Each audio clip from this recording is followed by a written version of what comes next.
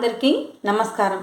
కార్తీక పురాణం 24వ రోజు ద్వాదశి వ్రత మహాత్యం. వశిష్ఠుల వారు జనక మహారాజుతో, ఓ జనక, అత్రి మహాముని అగస్త్యుల వారికి కార్తీక వ్రత ప్రభావమును తెలియచేసి మరొక కథను కూడా చెప్పి ఉన్నాడు. ఆ కథను కూడా నేను నీకు చెబుతాను, శ్రద్ధగా వినుము అని చెబుతూ 24వ రోజు కథను ప్రారంభించాడు. అత్రి మహాముని అగస్త్యుల వారితో, ఓ కుంభసంభవ, కార్తీక వ్రత ప్రభావమును ఎంత వివరించినను తనివి తీరదు. కార్తీక వ్రత మహాత్యమును తెలియచేసేటువంటి మరి ఒక కథను కూడా చెబుతాను, వినుము అని చెప్పసాగాను. గంగా గోదావరి నదులలో స్నానము చేసిన ఎంతటి ఫలము కలుగునో, కార్తీక శుద్ధ ద్వాదశి నాడు భక్తి శ్రద్ధలతో దాన ధర్మములు చేసేటి వారికి కూడా అంతే ఫలము కలుగును. కార్తీక శుద్ధ ద్వాదశి రోజున చేసే సత్కర్మలకు 1000 రెట్లు అధిక ఫలము కలుగుతుంది. ఆ ద్వాదశి వ్రతము చేయు విధానము చెబుతాను, వినుము అంటూ చెప్పసాగాను. కార్తీక శుద్ధ దశమి రోజున మధ్యాహ్నం పూట మాత్రమే భోజనము చేసి, ఆ ప్రక్క రోజు అనగా ఏకాదశి రోజున అన్న పానీయాలు ముట్టకుండా ఉపవాసము చేయాలి. పక్క రోజు ద్వాదశి గడియలు వచ్చిన వెంటనే భోజనము చేయవలెను. ఈ ద్వాదశి వ్రత మహాత్యమును గురించి వివరించేటువంటి ఇతిహాసము ఒకటి చెబుతాను, వినుము అని ఇట్లు చెప్పసాగాను. పూర్వము అంబరీషుడను రాజు కలడు. అతను పరమ భాగవతోత్తముడు, ద్వాదశి వ్రత ప్రియుడు. ప్రతి ద్వాదశికి తప్పకుండా వ్రతములు చేస్తూ ఉండేవాడు. ఒకసారి ద్వాదశి రోజున ద్వాదశి గడియలు చాలా స్వల్పంగా ఉన్నాయి.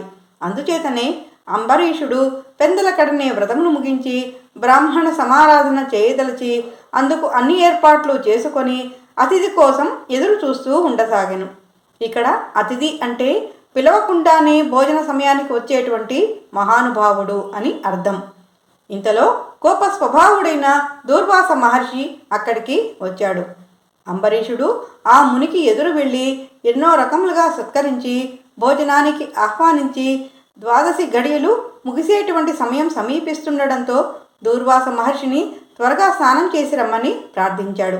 అతిథికి భోజనం పెడితే తప్ప తాను నీరు కూడా తాగరాదు కదా మరి. అదే సమయంలో ద్వాదశి గడియలు ముగిసిపోకుండా భోజనం చేయడం కూడా అంతే అవసరం. లేనిచో ఏకాదశి వ్రతమునకై చేసిన ఉపవాసం కూడా నిష్ఫలమవుతుంది. ద్వాదశి గడియలు వెళ్ళిపోయాక భోజనం చేస్తే భగవంతునికి కోపం వస్తుంది. అంతేకాక పూర్వజన్మలో చేసిన పుణ్యములు కూడా నశిస్తాయి. ద్వాదశి గడియలలో అతిథి రాకముందే భోజనం చేస్తే అతిథికి కోపం వస్తుంది. ఇప్పుడు అంబరీషుడి పని అడకత్తెరలో పోగచెక్కలాగా అయింది.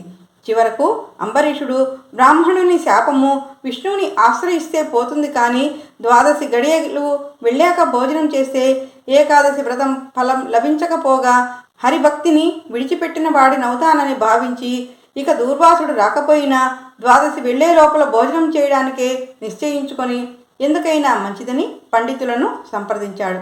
పండితులతో అంబరీషుడు, ఓ పండిత శ్రేష్ఠులారా, నిన్నటి రోజున ఏకాదశి కావడం చేత నేను కటిక ఉపవాసం ఉన్నాను. ఈ రోజున ద్వాదశి గడియలు చాలా స్వల్పంగానే ఉన్నాయి. ఏకాదశి ఉపవాసం ఉన్న నేను ద్వాదశి గడియలు వెళ్ళిపోకుండా భోజనం చేయాలనుకున్న సమయంలో నా ఇంటికి దూర్వాస మహర్షి వచ్చారు. ఆయనను నేను భోజనానికి ఆహ్వానించాను. ఆయన అందుకు సమ్మతించి స్నానం కోసం నదికి వెళ్ళారు. ఇప్పటి వరకు తిరిగి రాలేదు. అతిథికి భోజనం పెట్టకుండా గృహస్థు భోజనం చేయకూడదు కదా. ఇప్పుడు ద్వాదశి గడియలు కూడా దాటిపోవచ్చున్నవి. నేను ఇప్పుడు ఏమి చేయాలి? మహర్షిని వదిలి ద్వాదశి గడియలు వెళ్లే లోపల భోజనం చేయవచ్చునా, లేదా వ్రత భంగం చేసి మహర్షి వచ్చే వరకు వేచి ఉండాలా? ఏది ధర్మమో తెలియచేయండి అని కోరాడు. అప్పుడు ధర్మజ్ఞులైన పండితులు ధర్మశాస్త్రములు పరిశీలించి తమలో తాము చర్చించుకొని దీర్ఘముగా ఆలోచించి, మహారాజా, సమస్త ప్రాణుల ఉదరం నందు ఆకలి పుట్టించే జఠరాగ్ని రూపంలో అగ్నిదేవుడు ఉండి వారు భుజించిన ఆహారమును జీర్ణం అయ్యేలా చేసి శరీర ఇంద్రియాలకు శక్తిని ఇస్తున్నాడు. కావున శరీరమునకు శక్తిని కలుగచేసేవాడు అగ్నిదేవుడు. అందుకే ఆయన దేవతలందరికంటే అధికముగా పూజ్యుడైనాడు. భోజనం చేసి ఆకలిని తీర్చుకొని అటువంటి అగ్నిదేవుని గౌరవించవలెను. అదే సమయంలో ఒక గృహస్థు తన ఇంటికి వచ్చిన అతిథి ఏ జాతి వాడైనా సరే అతనికి పెట్టకుండా భోజనము చేయరాదు. ఇక్కడ మీ ఇంటికి వచ్చిన అతిథి మహాతపస్యాలి, సదాచార సంపన్నుడు అయిన దూర్వాస మహర్షి. అటువంటి మహానుభావునికి భోజనం పెట్టకుండా నీవు భోజనం చేస్తే నీకు మహాపాపం కలుగుతుంది. అంతేకాదు దూర్వాసుడంతటి గొప్ప మహర్షిని అవమానించిన పాపం కూడా కలుగుతుంది అని పండితులు ఇంకను అంబరీషుడితో చెప్పడం కొనసాగించారు.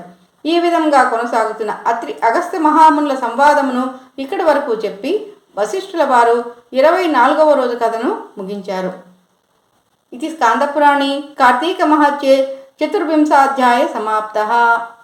ఓం నమః శివాయ.